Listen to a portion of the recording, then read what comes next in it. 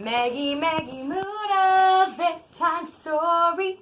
Hello everybody, tonight I'm going to be reading Cinderella. This is personally my favorite. There's some pictures inside. Once upon a time, there was a beautiful girl named Cinderella. She was so kind that even the mice and the birds were her friends. Each morning, the birds woke her from her sweet dreams with their song. Cinderella lived with her cruel stepmother and her two stepsisters, Anastasia and Drizella. They treated her like a servant. Cinderella had to do all the cooking, sewing, washing, and scrubbing. Her stepsisters never did any work.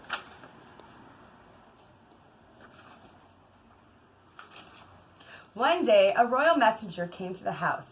He brought a letter from the king. The stepmother had read the letter. The king was given a royal ball for the prince that night.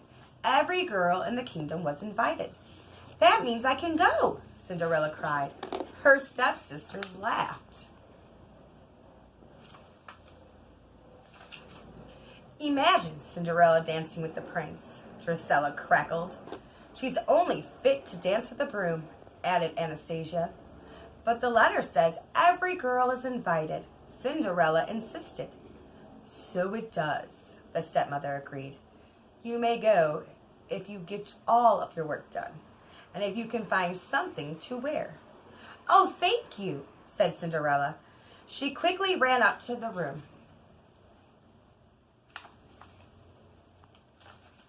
Cinderella pulled a dress out of her trunk that was her mother's dress. She told the mice, "Isn't it lovely? It just needs some decoration." Cinderella's mice had never seen her so happy.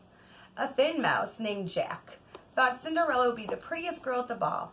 A fat mouse named Gus agreed. Cinderella took out her sewing basket. "I'll need a sash and some beads," she said.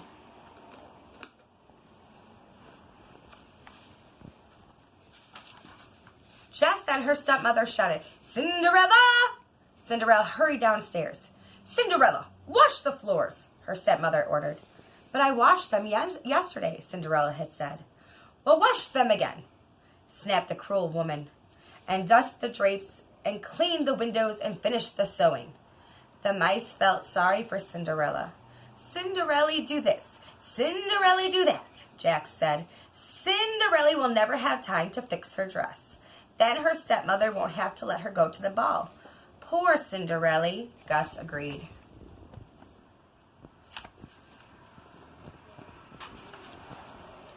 Soon, every beak and paw was busy. The animals measured and cut and sewed while they worked. Cinderella helped her stepsisters with their gowns. Soon it was time to leave for the ball. "Why, Cinderella," her stepmother sneered, "you're not ready." "What a shame." Cinderella slowly climbed to the stairs to her room. "Oh, well, what's a royal ball?" she said. "It would probably be dull and boring," and Cinderella sighed. "Completely wonderful." But her dress wasn't finished. She couldn't go. Cinderella opened the door to her room. "Surprise!" shouted the mice and the birds. Cinderella thought that she was dreaming. Her dress was beautiful. "Oh, thank you," Cinderella told her little friends. She put on the gown and hurried downstairs. "Isn't my dress lovely? May I go to the ball?" Cinderella asked. Anastasia and Drizella gasped. "Mother, she can't."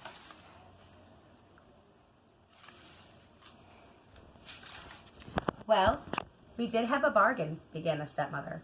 At that moment, the sisters recognized that the things that they had thrown away. "My sash!" Anastasia wailed. "My beads!" Drizella shrieked. The sisters tore at Cinderella's gown. They took back the sash and their beads. Cinderella was left in rags. Then Drizella and Anastasia went to the ball with their mother. Cinderella ran into the garden. She tried to remember her sweet dreams, but she didn't think that they would ever come true. Her animal friends had never been so sad. "There's nothing left to believe in. Nothing," Cinderella sobbed. She didn't notice the lights and the twinkled and danced all around her, but Jack and Gus did. They could hardly believe their eyes. The lights turned into a kind-looking woman. The woman patted Cinderella's head. She said, You must believe in something, or I couldn't be here. And here I am, so dry your tears. Now, where did I put my wand? The woman was Cinderella's fairy godmother. Everything she needed to help Cinderella was right in the garden.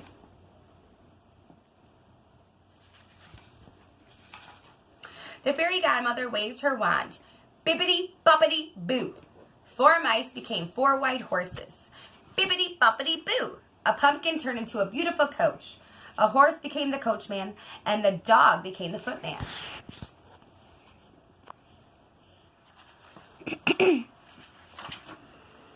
The fairy godmother was very pleased. Hop in, my dear. We can't waste time, she urged.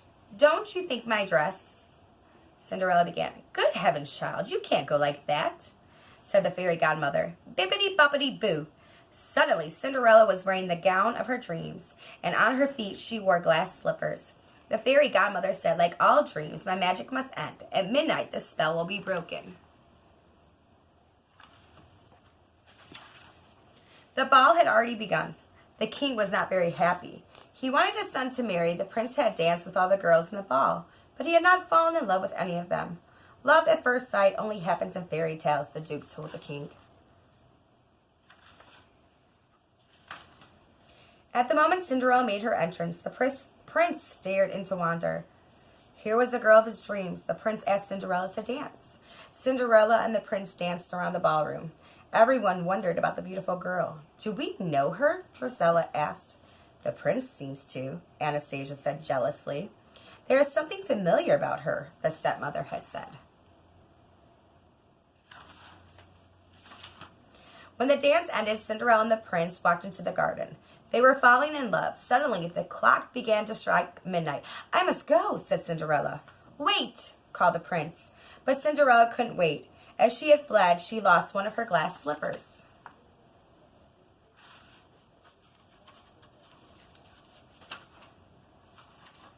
The prince showed the glass slipper to the Duke.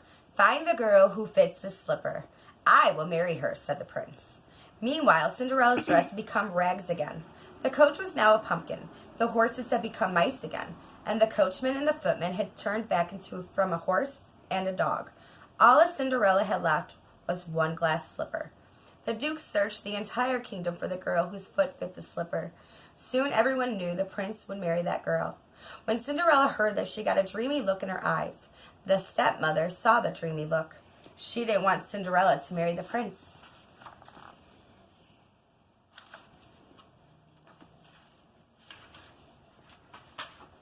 So she locked Cinderella into her room. The stepmother put the key in her pocket and left. Gus and Jack saw everything. We've got to get that key, Jack cried. Gus agreed. The 2 brave mice managed to get the key from the stepmother's pocket. They struggled to get the big, heavy key up the tall stairs. Jack and Gus had to hurry. The Duke had just arrived. His footman had carried the glass slipper.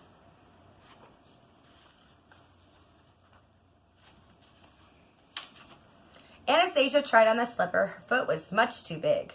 Drusilla tried next. She couldn't even fit her toes into the slipper. And there, any other ladies in the house? Asked the Duke. There is no one else, said the stepmother. The Duke was about to leave when Cinderella came down the stairs. Jack and Gus had freed her. May I try on the slipper? She asked. But the cruel stepmother tripped the footman.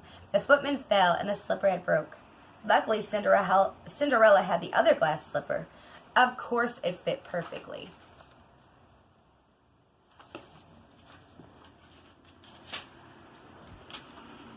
Cinderella and the prince were soon married. It was Cinderella's dream come true. Jack and Gus weren't surprised because they always knew that if you keep on believing, that's just what dreams do. And that is the end of our book, Cinderella, tonight. Good night and sweet dreams. Maggie Mooda's bedtime story. Goodbye.